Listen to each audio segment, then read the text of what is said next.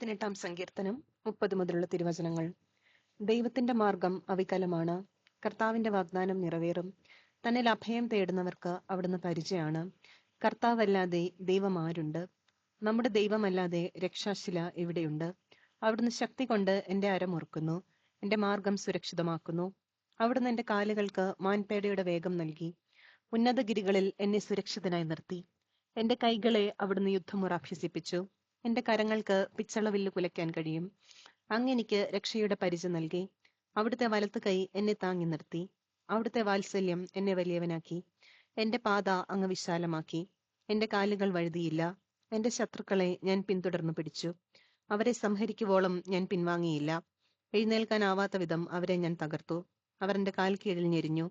യുദ്ധത്തിനായി ശക്തി കൊണ്ട് അങ്ങെന്റെ അരമുറുക്കി. എന്നെ ആക്രമിച്ചവരെ അങ്ങെനിക്ക് അധീനമാക്കി.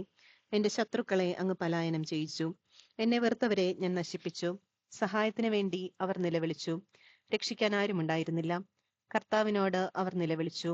അവിടുന്ന് ഉത്തരമരുളിയില്ല. കാറ്റിൽ പറക്കുന്ന ധൂളി പോലെ ഞാൻ അവരെ പൊടിച്ചു. തെരുവിലെ ചെളി പോലെ കോരിക്കളഞ്ഞു. ജനത്തിന്റെ കലഹത്തിൽ നിന്ന് അങ്ങെന്നെ രക്ഷിച്ചു. അങ്ങെന്നെ ജനതകളുടെ അധിപനാക്കി. എനിക്ക് അപരിചിതമായിരുന്ന ജനത എന്നെ സേവിച്ചു. എന്നെക്കുറിച്ച് കേട്ട മാത്രയിൽ അവർ എന്നെ അനുസരിച്ചു. അന്യജനതകൾ എന്നോട് കേണിരുന്നു. അന്യജനതകൾക്ക് ധൈര്യമറ്റു. കോട്ടകളിൽ നിന്ന് വിറയലോടെ അവർ പുറത്തു വന്നു. കർത്താവ് ജീവിക്കുന്നു. എന്റെ രക്ഷാശില വാഴ്ത്തപ്പെടട്ടെ. എന്റെ രക്ഷയുടെ ദൈവം സ്തുതിക്കപ്പെടട്ടെ. ദൈവം എനിക്ക് വേണ്ടി പ്രതികാരം ചെയ്തു. ജനതകളെ എനിക്ക് അധീനമാക്കി. ശത്രുക്കളിൽ നിന്ന് അവിടുന്ന് എന്നെ രക്ഷിച്ചു. വൈരികൾക്ക് മേൽ എന്നെ ഉയർത്തി. അക്രമികളിൽ നിന്ന് അവിടുന്ന് എന്നെ വിടുവിച്ചു. ആകയാൽ കർത്താവെ, ജനതകളുടെ മധ്യേ ഞാൻ അങ്ങേക്ക് കൃതജ്ഞതാ സ്തോത്രം ആലപിക്കും. അങ്ങയുടെ നാമം പാടി സ്തുതിക്കും.